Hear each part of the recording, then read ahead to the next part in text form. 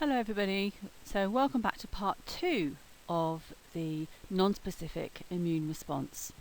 This is just to remind you that you need to be looking at pages 302 and 337 of your textbook.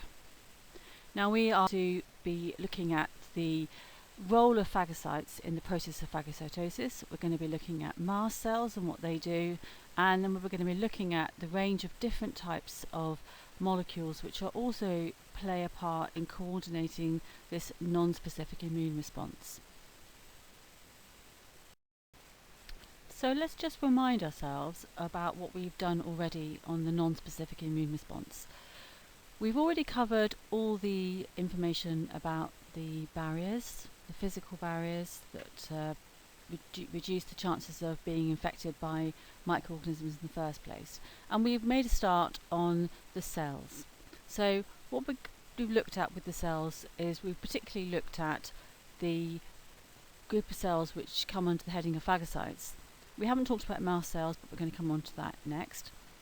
Phagocytes, as you remember, fall into two categories. We've got neutrophils, and you can see a photograph here of a neutrophil. And we've got the macrophages, and this is an example of a macrophage in the picture. So what we're going to be looking at first of all is we're going to be looking at the mast cells, which we haven't talked about yet. So mast cells are a type of white blood cell which spend most of their existence wedged into connective tissue which is found between organs. Certain connective tissues in areas like the lungs and the spleen will have more mast cells than others. You can see here in the on the slide you've got a photograph showing some mast cells. These are these purple cells here with the sort of very dark purple nucleus. They're very granular looking, and that's because they have large amounts of vesicles inside the cytoplasm because they are secreting chemicals all the time, and those chemicals will obviously be packaged up into vesicles and exported out by exocytosis. So one of the chemicals that they're going to be releasing is histamine. When the body is damaged and the connective tissue is damaged in any way, this causes the mast cells to be activated, and that causes them to start releasing this chemical called histamine. And histamine has some very definite effects upon the body. One of the first things it does is it relaxes the arterioles, so you get an increase of blood flow to the area. It also makes the capillaries even leakier than they normally are. So the endothelial cells that make up the walls of the capillaries shrink slightly so that more fluid leaks out. So you get a swelling of the tissues as you get tissue fluid being accumulating at that site, and also that carries with it some of the white blood cells, some of the phagocytes. So it increases the likelihood of the phagocytes arriving at that spot where there's been some damage. And that area also becomes slightly more sensitive, so you will start to feel pain because the neurons in that area have been activated by the presence of histamine. Also, you get a rise of temperature in that area. So what you notice is if you have a cut, sometimes you only notice you've got a cut because you feel the area feels warm and itchy. And so when you look down, you think, oh yeah, I've just had a cut. And that's because of this chemical histamine, so making it slightly warmer, increasing the amount of blood, so a bit of swelling of the tissues, causing the phagocytes to turn up.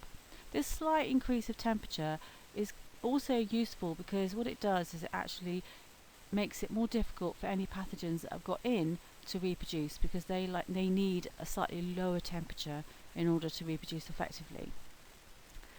Mast cells also release something called cytokines, and cytokines are chemicals which attract phagocytes to that site. So that obviously alerts phagocytes nearby that there's been some damage and there might be some pathogens that need to be mopped up.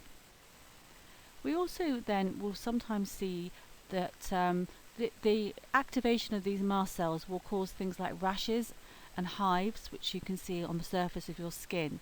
So that would be quite noticeable, as we can see in this picture here, where there's swelling in the skin, and it would be, for example, if you'd got stung by nettles, for example, then you might see that effect on the surface of your skin where you've got that local inflammation. So raising the body temperature is one of the effects of cytokines. Now cytokines circulate in the system, and once they get to the area of the brain called the hypothalamus, what this does is it tells the brain to slightly reset the body's thermostat to being slightly higher than 37 degrees. Our normal body temperature is actually 36.7 degrees C. So the thermostat is turned up a little bit. And this then tells the body that it needs to be at this slightly higher temperature. Now, of course, your body will not be at that temperature at that moment. So what actually happens is that the blood arriving in the brain is slightly cooler than the thermostat's raised temperature. And so this then activates the body's thermostatic mechanisms. So you might start to shiver. So somebody may feel hot on the outside and actually have a high temperature, but might be shivering. And that's basically because the brain is saying, well, I've been told that we need the temperature to be at about just slightly above 37 degrees, and the body isn't there, so we're going to have to do all the normal things that we would do to raise the body temperature. So we might start to shiver, and it might activate the sort of sense of needing to wrap yourself up and get warm. The reality is, of course, that if you've got a high temperature, what you really need to do is actually cool down and not respond to the shivers, and in fact try to cool your body temperature down a little bit. And that's because the increase in temperature might inhibit the effects of pathogens, but also the high temperature could damage your body systems, and areas, particularly for example the brain, are very sensitive to increases in high temperature. So really you should be trying to reduce the higher temperatures and not actually allowing your body to raise the temperature as much as it would choose to do so. Now we're coming across another type of chemical called opsonins. Opsonins play a really big role in actually allowing phagocytes to identify that the pathogen has got in. Now these are actually a group of 9 what we call complement proteins, and these are called complement proteins because basically they work together to sort of supplement all the other activities that are going on. They're made by the liver and also by phagocytes, and they are really a type of antibody known as immunoglobulins. Now, immunoglobulins is just the slightly posher name for antibodies. And the two particular ones, immunoglobulin G and immunoglobulin M, are really important in this role as opsonins. And what they do is they normally circulate in the blood, and if there's no pathogens there, they don't get activated. But if bacteria and yeast, fungi or anything like that get into the body, it will actually set them off, and what they will do is they will then bind to the surface of that pathogen. And by binding to the surface of that pathogen, it actually disrupts the way in which the cell wall is being constructed. So it starts to make it more porous, and that causes it to burst. So that's one way of killing the pathogen. The other thing the opsonins do is they cause the mast cells to start to release histamine. So these opsonins can actually bind to the mast cells, and that's what causes them to start releasing histamine. And the histamine will also attract the phagocytes as well as the opsonins. So the phagocytes are actually being encouraged to turn up by the presence of these opsonins and also by the histamine. So let's run through what this process of opsonization involves.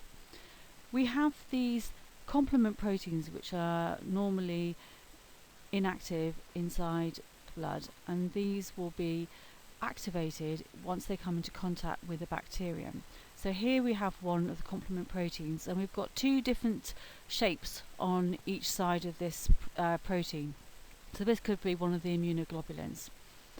And this is going to bind to the bacteria, and what I want you to think about is how this process happens. How are these complement proteins able to bind to this bacterium?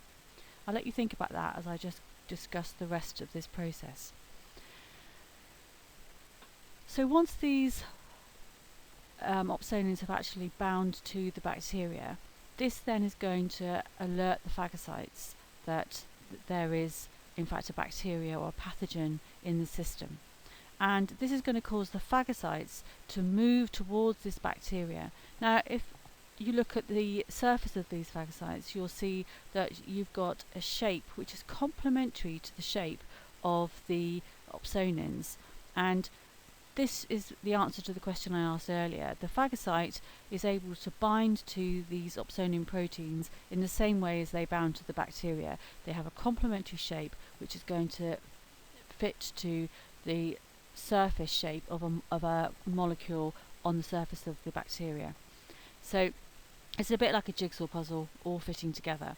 So the actual shape of the opsonin is going to fit in a complementary fashion to the phagocyte, and that's then going to allow the phagocyte to bind and then engulf the bacteria. So if we look at this mode of action of the phagocytes, so our complement proteins, which for example immunoglobulin G, released by the liver and has bound to it. And you can see there at the top of the page you've got a diagram there showing the bacteria covered with these immunoglobulin G antibodies, and that's allowed the macrophage or the neutrophil to bind to it.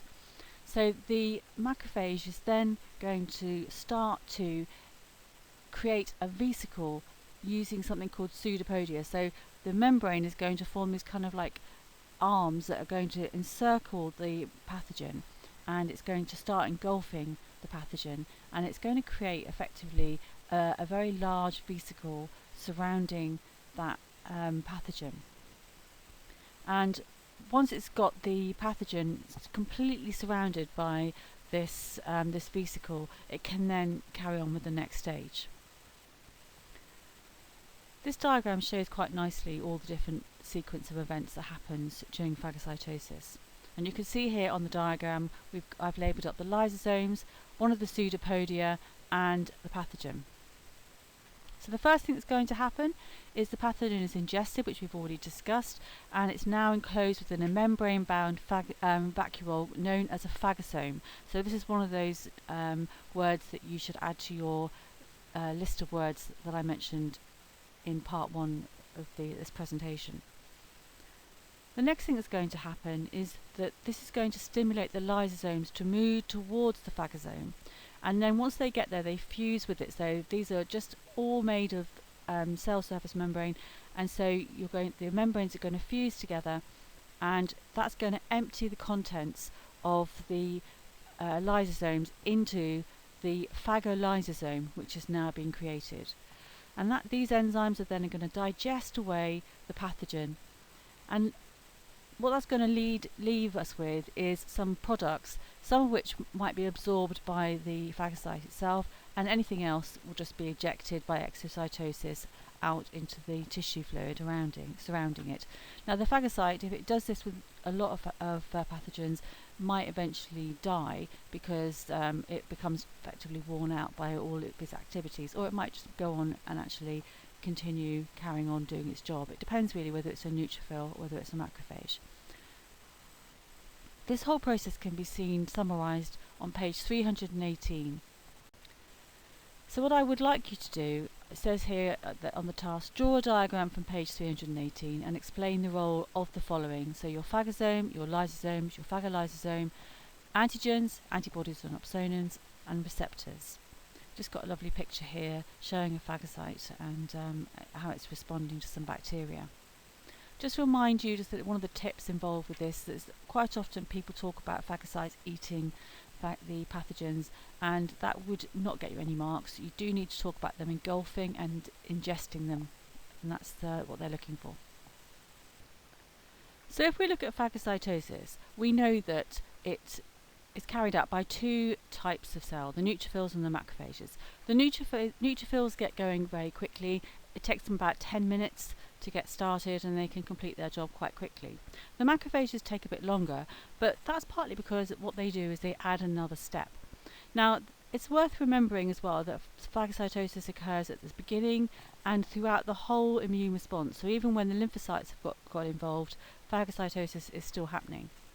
So what the macrophages do is they carry out phagocytosis, and then they become what is known as antigen-presenting cells. What they do is they take the antigen from the pathogen and they combine it with a glycoprotein and this forms another molecule called a major histocompatibility complex, MHC. They then take this MHC and they place it on their cell surface membrane, and this they do to signal to lymphocytes which may be nearby. So this is really like the macrophage has effectively used the information and is now wearing it on the surface, a bit like a hat, so that it can actually give the lymphocytes a little bit of information as to what the enemy is looking like. So lymphocytes are part of the specific immune response, and what they're going to do is they're going to take advantage of this to learn what the antigen looks like. And this is really important because what it means is that the phagocytes could destroy the pathogen, but it's allowing lymphocytes a little bit of time to actually learn the shape of the antigen so that it could respond very quickly in the future if it needed to. This whole process is going to be illustrated with these diagrams on the, in the next part of this presentation. So what we've got here is we've got the large purple cell here is the macrophage, and it's going to turn into an antigen presenting cell. It's engulfing the microbe at the top there, and what it's doing is it's removing some of the antigens and it's going to preserve those, because what it's going to do is it's going to combine that with the green structure that you can see in the middle, which is the glycoprotein. So what happens is that the glycoprotein and the antigen joins together and it creates this molecule called a major histocompatibility complex, and this is going to be then placed on the surface of the cell, as you can see in this diagram, and that's going to then make it visible to the lymphocytes. Now, lymphocytes are part of our specific immune response, and particularly what we're looking at here is we're looking at lymphocytes known as T cells, and T helper cells in particular are the ones which are going to be learning the shape of this antigen, and this then gives us a second line of defense should we come into contact with that antigen again.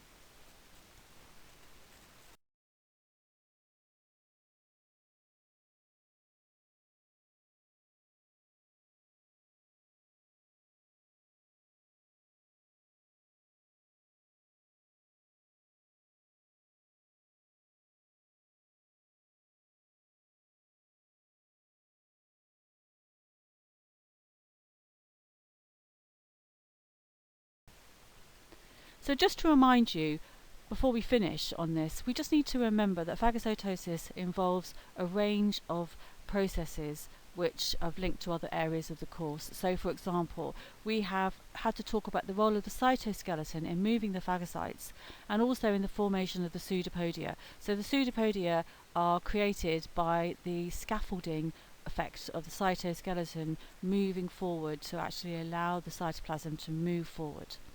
We've got the role of cytoskeleton moving the lysosomes towards the phagosome. So if you remember, we've got protein motors and those sort of pathways created by the cytoskeleton that move the lysosomes to where they're supposed to be.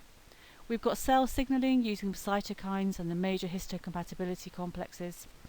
And large numbers of mitochondria are involved in this whole process to provide the ATP so that endocytosis can occur to create the phagocytic vesicle, and exocytosis when you're excreting any of the waste products. Enzyme activity also involved in the lytic enzymes in the lysosome, so obviously that involves the protein synthesis that goes on in the nucleus and the endoplasmic reticulum and Golgi apparatus. So this brings us to the end of this particular second part to the non-specific immune response. And I hope you found it useful. Obviously, any problems, let me know. And I will be organising the next in the series, which is the specific immune response. Thank you very much for listening.